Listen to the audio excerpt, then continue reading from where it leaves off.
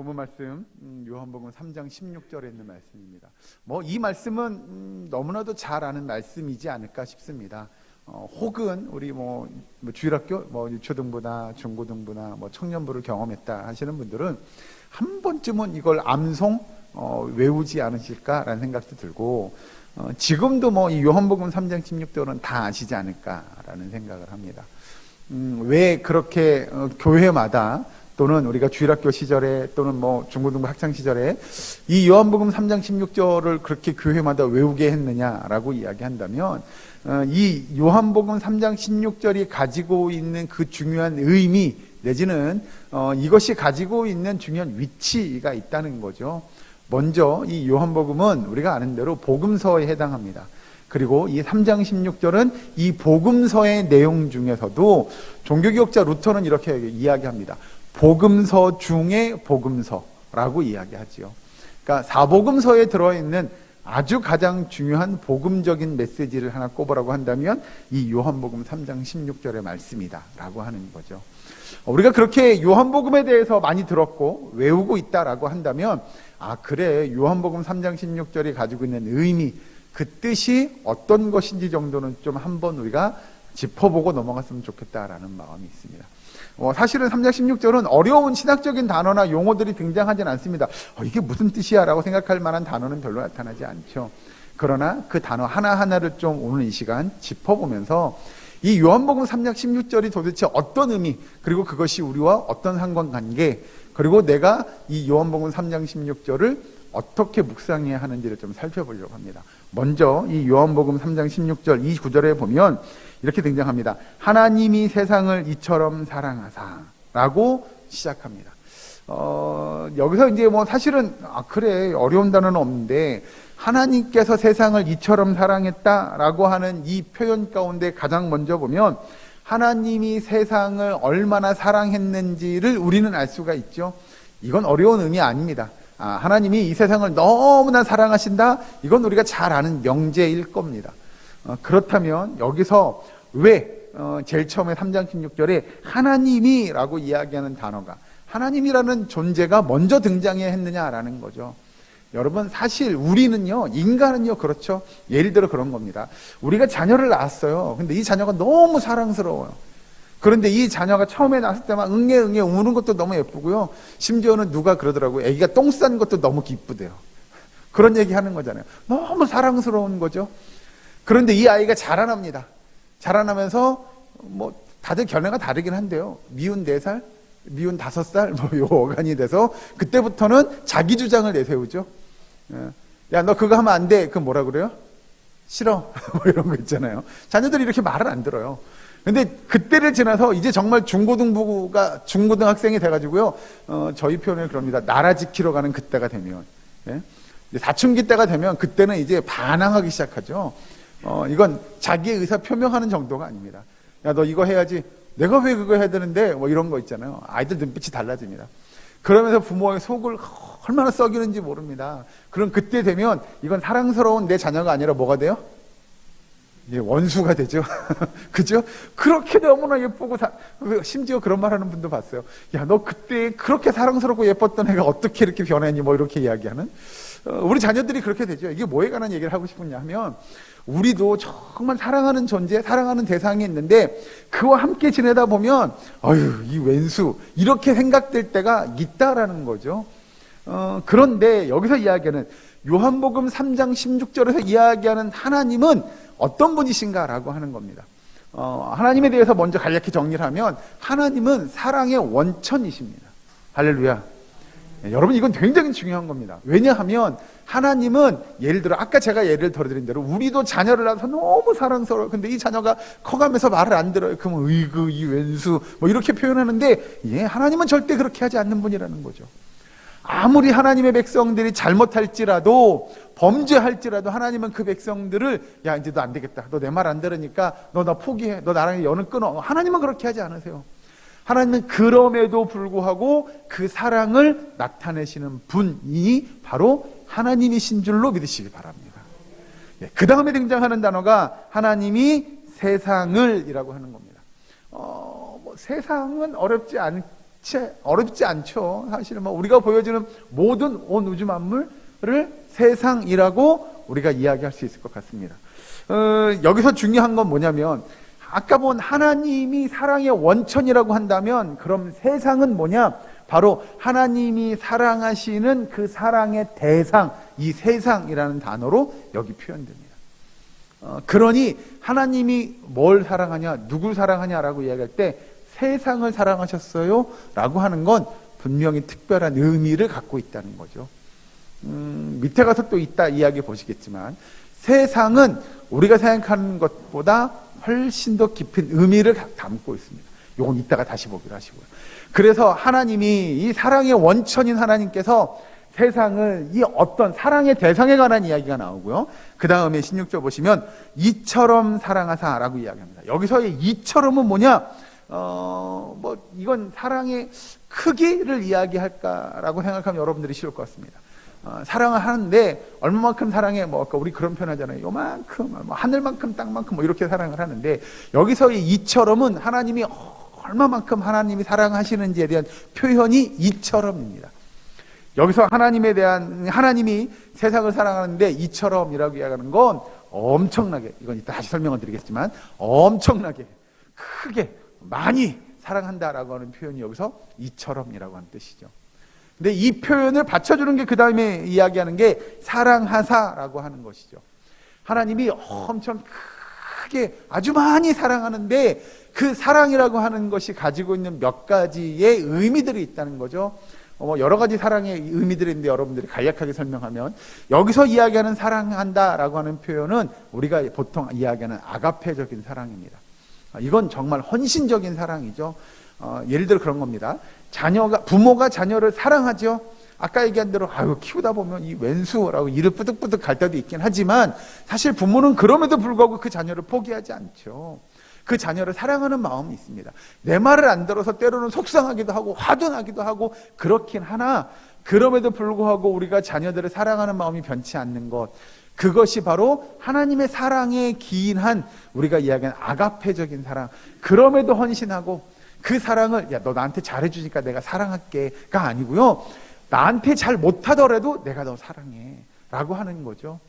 자녀가 부모를 속삭여 그래도 부모가 자녀를 사랑하는 마음은 변하지 않을 거예요 라고 하는 것이 성경에서 이야기하는 이 아가페적인 사랑이라는 거죠.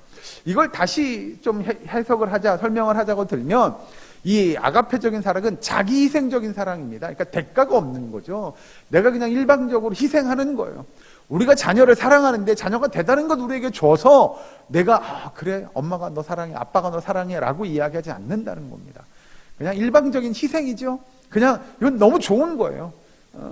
이런 거가 이제 그런 거 아닐까요? 부모가 자녀를 사랑하는 마음도 있겠으나 보통은 할아버지가, 할머니가 손주들을 사랑하는 마음, 이게 그런 거 아닐까요? 손주가 나한테 뭐 특별히 잘해주지 않더라도 그 손주들을 사랑하는 마음은 다른 것과 비교할 수 없는 거죠. 흔히 얘기한 내 주머니 탈탈 다 털어서라도 자녀를, 또 손주에게 좋은 것 주고 싶고 손주와 함께하고 싶은 마음, 그게 이제 우리의 사랑의 기본이라고 본다면, 여기 등장하는 하나님의 사랑이 그런 사랑인 거죠. 하나님은 엄청난 그 희생을 치르시면서까지 세상을 사랑하셨다라고 하는 겁니다. 여기서 이야기하는 엄청난 희생이 이제 앞에 이야기했던 이처럼에 해당되는 걸 겁니다. 그 사랑의 크기를 비교하자면 감히 우리가 우리의 사랑으로 그거를 견주거나 설명하기 어려울 정도의 큰 사랑을 하나님께서 하나님의 백성들에게 베풀어 주셨다라고 하는 거죠. 자, 그 다음에 나타나는 단어가 16절에 독생자를 이라고 이야기하는 겁니다. 그러니까 이게 여기서 이제 아까 이야기한 이처럼 사랑하사의 그 실체적인 존재가 누구냐? 바로 독생자. 여기서 이야기는 16절에 독생자를 이라고 해당하는 단어에 포함되죠. 하나님의 사랑의 표현을 크게 이처럼 엄청 크게 라고 이야기하는 그 대상, 그 사랑의 대상에 대하여 하나님이 자기 희생적인 또는 자기의 그 큰 것들, 이렇게 이처럼 큰 사랑이라고 나타내는, 그게 뭐냐면 여러분, 우리도 그런 거잖아요. 우리 자녀를 기르면서 자녀가 아프면 이런 표현합니다. 야, 차라리 내가 아프고 말지 라고 이야기하죠.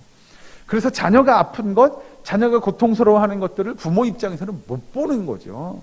차라리 내가 아프거나 내가 다치거나 내가 힘든 게 낫지. 내 자녀들, 그 자녀들이 정말 아프고 힘들게 그런 고통 가운데 있다? 그건 못 봐주는 거죠. 그런데 하나님은 오직 하나님에게 있는 독생자 한 분밖에 없는 예수님을 이 땅에 보내주셨다라고 하는 거죠.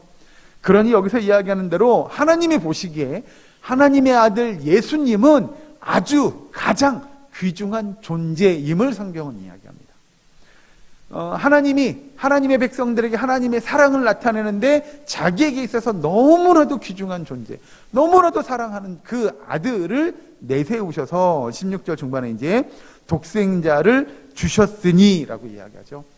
너무나 사랑하는 그 아들을 주셨다라고 이야기합니다. 이건 그냥 간단하게 정리하면 줬다라고 보내줬어의 개념이 아니라 그 아들을 보내준 이것은, 이 땅에 보내신 그것은 하나님이 하나님의 백성, 즉 앞에서 얘기했던 세상을 얼마나 사랑하는지에 대한 하나님의 행위라는 거죠.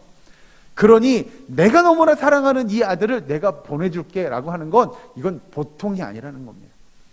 이처럼 사랑하심의 그 표현이 내가 가장 그 어느 누구보다도 아끼고 사랑하는 내 아들 독생자를 내가 보내줄게 라고 하는 건 그의 아끼는 것에 대한 행위 내지는 그의 일하심의 모습이 바로 여기 나타나는 16절에 독생자를 주셨으니 라고 이야기하는 겁니다. 여기서의 주셨으니를 여러분 이해하려면 그냥 이렇게만 설명하면 여러분들이 좀 이해가 안 될 것 같아서, 이게 뭐랑 같은 의미냐면, 여러분 아브라함 아시죠?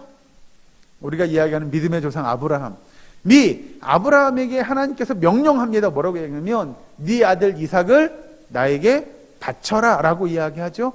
그리고 이삭을 데리고 그 모리아 산에 가서 그의 아들을 죽이려고 합니다. 제물로 드리려고 하죠. 여기서가 이야기하는 여기서 주셨으니라고 하는 그 의미입니다. 즉 아브라함이 그 아들을 죽임으로, 그 제물로 바침으로 그 아들을 하나님께 드리기를, 하나님께 바치기를 했던 그것처럼 예수님께서 하나님께서 그 아들 예수 그리스도를 이 땅에 주셨어요. 보내주셨어요. 이건 그냥 갔다 와 정도의 개념이 아니라 그를 제물로 내어주셨다는 이야기죠. 그러니 이 아브라함이 했던 이삭을 바치는 그것과 같은 그 하나님의 마음이 여기 있다는 거예요. 그 마음으로 하나님의 백성들에게 예수님을 보내주셨다는 거예요. 여러분 우리는 그런 생각합니다. 어떻게 그럴 수가 있어? 아브라함의 모습만 보더라도 어떻게 그 아들을 제물로 바칠 수가 있어? 그 아들을 자기 손으로 죽일 수가 있어? 그게 말이 돼? 사람이 그럴 수가 있어? 라는 생각을 하게 되죠. 왜 그러냐면 우리의 이성으로, 우리의 생각으로 그건 이해되지 않는 행동이기 때문에 그렇습니다. 그러면 하나님의 그 사랑도 사실은 우리의 이성으로, 우리의 생각으로는 이해되지 않죠. 아니 하나님께서 세상을 사랑하는 거 좋아요. 이해돼요. 그런데 그렇다고 하나님이 그렇게 사랑하는 그 독생자 아들을 그 죽음에 내어줘요? 그 제물로 내어줘요? 이건 이해가 안 되는데요? 라고 생각되어지는 그 사랑이 하나님께서 우리에게 보여주신 사랑이라고 성경은 이야기하고 있는 거죠. 그러니 그 사랑을 우리는 이걸 이렇게 깊이나 이런 크기로 나타내기 없을 정도로, 여기서 성경의 표현을 빌리면 이처럼 사랑하사라고 이야기할 때 이처럼은 우리가 사실은 가늠할 수 없는 크기의 사랑이라는 거죠. 그냥 하늘만큼 땅만큼 이런 정도가 아니라 우리의 이성으로, 우리의 사고로, 우리의 생각으로, 우리의 경험으로 도저히 이해될 수 없는 그 사랑의 모습을 하나님께서 나타내 주셨다라고 성경은 이야기하고 있는 것이죠. 그리고 나서 그 다음에 이 16절 중반에 보면 이는 그를 이라고 이야기합니다. 여기서 그는 누구죠? 예수님을 가르치죠. 그럼 예수님은 뭐냐라는 거예요.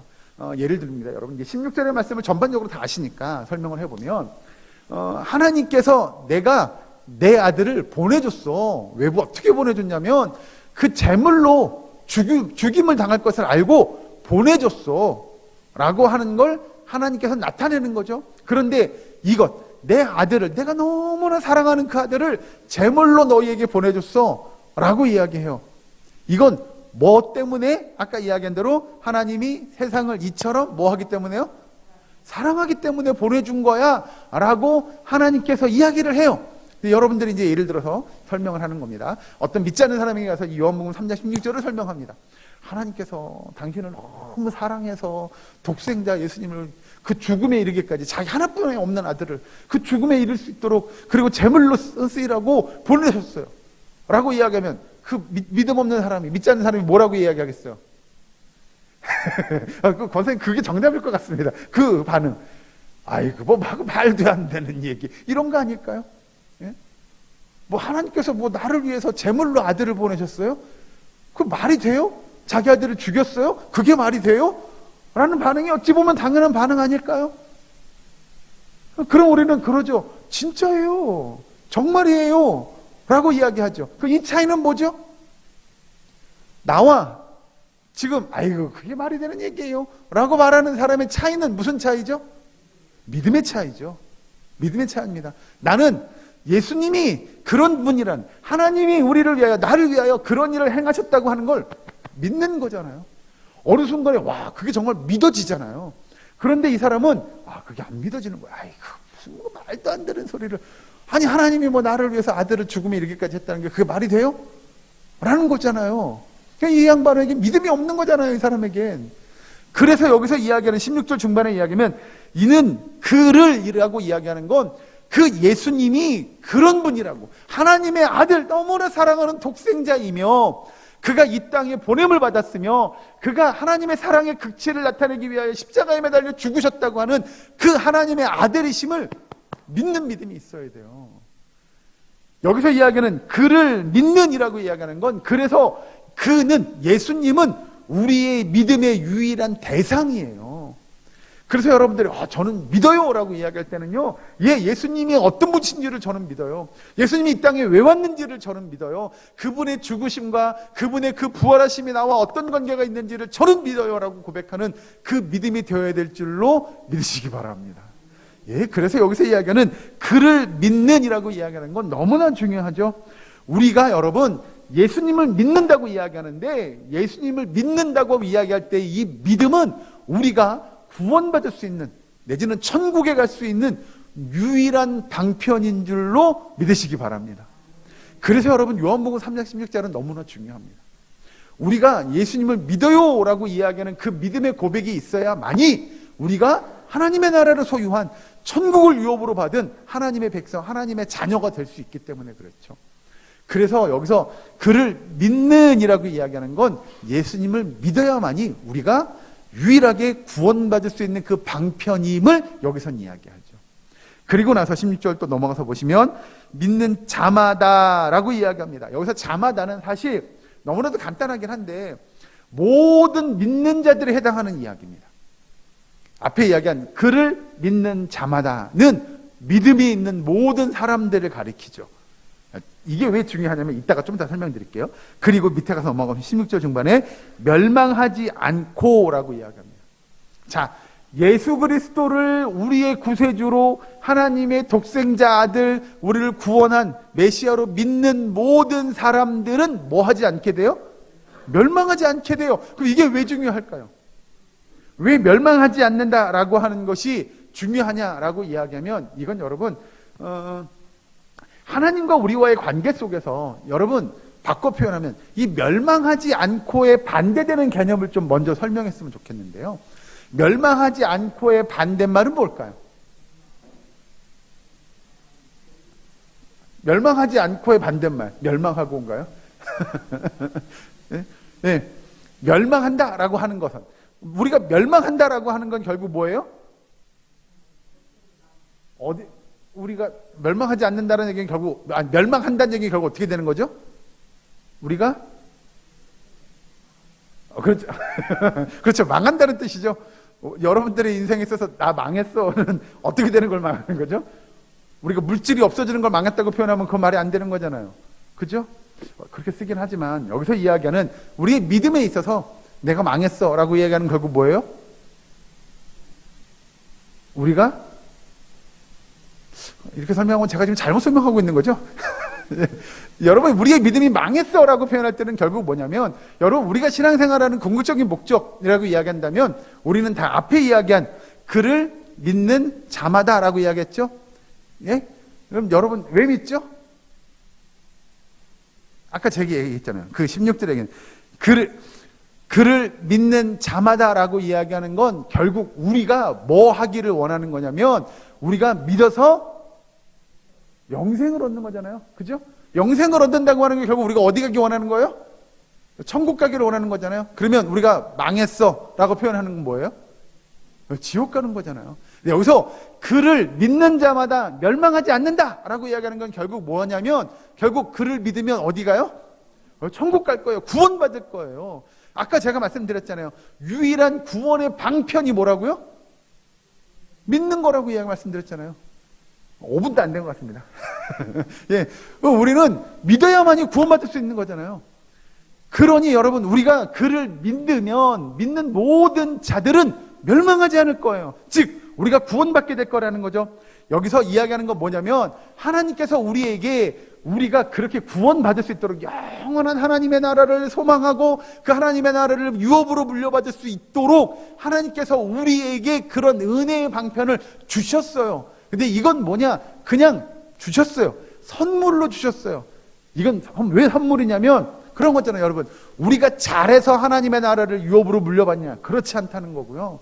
결국 이건 뭐냐? 너는 잘하지 않아도 괜찮아 라고 하는 거예요.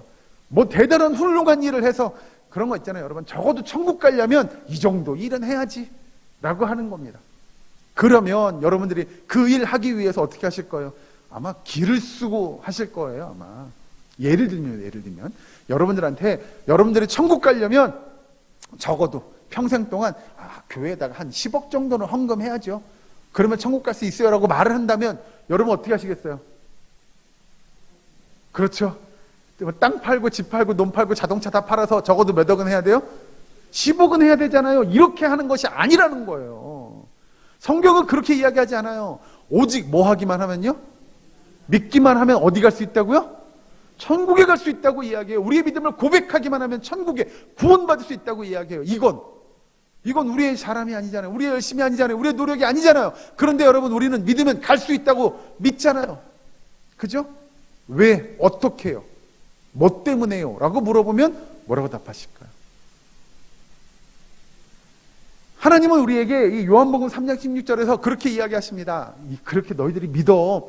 너희들이 믿는다고 고백하는 모든 사람은 내가 다 멸망하지 않게 해줄 거야 라고 하는 건 하나님의 뭐예요? 약속이에요. 약속. 여기서 이야기는 멸망하지 않고 해당되는 부분은요 하나님의 약속이에요. 언약이에요. 그래서 우리는 그 약속을 믿는 거죠. 누가 했어요? 하나님이 하신 거잖아요. 하나님이 하셨으니 당연히 뭐 할 만해요? 믿을 만한 약속이라는 거죠. 여러분 그런 믿음에 없으면 제가 구원 받을 수 있나? 천국이라는 데가 있나? 죽는다고 그 끝나는 거 아닌가? 라는 생각들이 사로잡히게 시작되면 하나님의 언약, 약속을 믿을 수가 없는 거예요. 왜? 하나님이 그런 약속을 했다는 걸 지키는 분인가? 라는 생각이 드는 거죠. 아까 말씀드렸잖아요. 믿음 없는 사람은 그렇다니까요. 하나님께서 나를 위해서 아들을 죽게 만들었다고요? 그게 말이 돼요? 라는 생각이 드는 건 왜냐하면 하나님이 왜 그런 일을 해? 그래서 하나님이 뭘 얻겠다고? 난 아무것도 안 했는데? 라고 하는 의심들을 막 갖기 시작하면 우리 안에서 그런 믿음이 사라져요.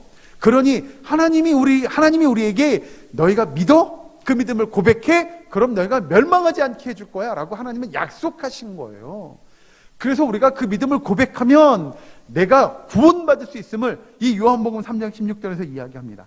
그리고 그것이 이제 3장 16절 끝에 뭐라고 이야기하냐면 멸망하지 않고 영생을 얻게 하려 하심이라 라고 이야기하죠. 이 영생은 뭐냐면 여러분 하나님께서 우리에게 주신 것으로 믿으시기 바랍니다. 이건 뭐냐면 우리의 소유에 관한 문제입니다. 영원한 하나님의 나라를 우리는 이미 받았잖아요. 믿으시면 아멘 하시죠. 우리는 하나님의 나라를 이미 유업으로 받았습니다. 하나님의 나라를 소유한 하나님의 백성인 줄로 믿으시기 바랍니다. 그래서 여기서 영생을 얻게 하려 하심이라 라고 하는 건 영생은 아까 말씀드린 대로 멸망과 반대되는 개념이잖아요. 그러기에 우리가 하나님과 더불어 사는 완전하고 영원한 삶을 우리는 영생이라고 고백할 겁니다. 이런 영생은 오직 누구로 인하여만 가능하냐? 앞에 이야기한 그 16절 중반에 독생자를 주셨으니 이는 그를 믿는 자마다, 이런 사람들만이 영원한 하나님의 나라, 영원한 생명을 소유하며 살아갈 수 있는 주의 백성인 줄로 믿으시기 바랍니다. 여러분, 그래서 오늘 본문의 말씀이 이야기하는 중요한 것이 있습니다.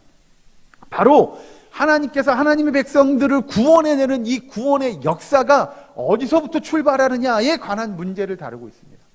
저와 여러분이 하나님의 백성으로 구원받아요. 결국 그건 무엇에서 출발하냐면 앞에 이야기하는, 다시 보시면 3장 16절에 하나님이 세상을 이처럼 사랑하사 라고 하는 이 하나님의 사랑의 기인에서, 이 사랑에서 출발해서 우리가 하나님의 구원받은 영원한 하나님의 나라를 소유한 백성으로서의 삶을 이루어갈 수 있는 줄로 믿으시기 바랍니다.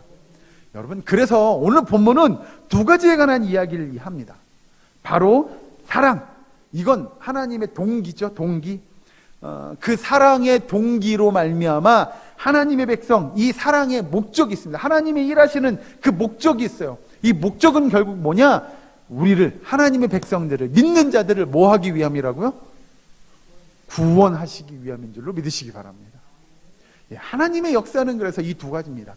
사랑으로 인하여 하나님의 백성들이 구원받게끔 하기 위하여 라고 하는 것이죠. 이 요한복음 3장 16절은 잘 보시면 아까 읽은 대로 한 가지만 더 보고 결론으로 말씀을 마칠 텐데요. 아까 이야기한 하나님은 그 16절에 하나님이 세상을 이처럼 사랑하사 라고 이야기할 때 세상은 그래요, 온 우주 만물을 가리켜요. 이건 맞는 표현입니다. 그런데 그냥 온 우주 만물을 이렇게 뭉뚱그려 가지고요, 이거 다 그냥 그래요, 다 좋은 거예요, 이렇게만 볼 것이 아니고, 하나님은 세상을 이처럼 사랑했는데 그 세상에는, 예를 들어서입니다, 별도 있고 달도 있고 태양도 있고 뭐 다 있을 겁니다, 여러분. 그리고 그 가운데 살아가는 저와 여러분도 있는 줄로 믿으시기 바랍니다.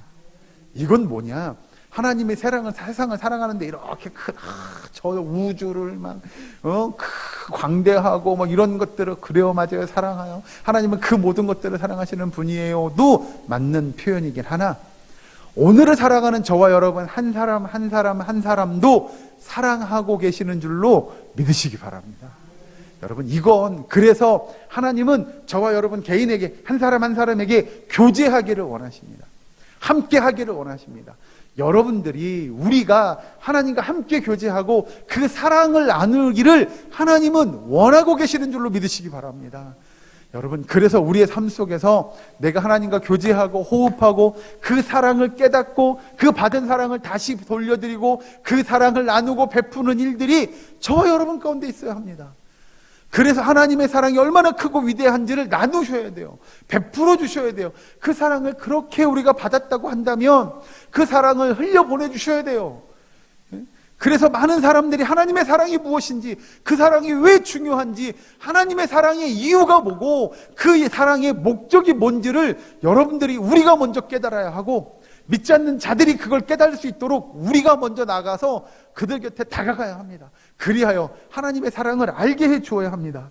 여러분, 중요한 건 우리가 먼저 하나님을 사랑한 것이 아닙니다. 우리가 먼저 하나님을 사랑해서 그래, 알았어, 네가 나 사랑한다고, 그래, 나도 너 사랑해. 하나님은 그렇게 사랑을 표현하지 않습니다. 우리가 사랑한다고 고백하기도 전에, 우리가 그 하나님의 사랑이 어떤 건지 깨닫기도 전에, 그 이전부터 하나님은 저와 여러분을 너무나 사랑하십니다. 그리고 그 사랑을 지금까지 이어오고 계십니다. 그리고 그 사랑의 실체를 보여주셨어요. 나타내 주셨어요. 그리고 그 사랑의 실체가 언젠가 이 땅에 그 사랑에 힘입어 다시 오신다고 성경 우리에게 이야기하고 있습니다. 여러분, 그 사랑이 오늘을 살아가는 저와 여러분들의 삶의 원동력이고 삶의 이유이고 삶의 목적이 될 수 있기를 주의 이름으로 간절히 축원합니다. 기도하겠습니다. 사랑별의 하나님, 감사합니다. 주님이 우리를 너무나 사랑하셔서, 정말 이처럼 사랑하셔서 우리를 위한 화목제물로 주님의 그 독생자 예수 그리스도를 이 땅에 보내시고 우리를 구원하신 그 하나님만을 의지하고 하나님만을 믿고 신뢰하며 그 사랑을 의지하고 그 사랑에 기인하여 이 땅에 하나님의 영광을 드러내는 그런 믿음의 복된 삶을 이루어가는 우리 주의 백성, 우리의 사랑교회의 모든 권속들 되게 하여 주시옵소서. 예수님의 이름으로 기도하옵나이다.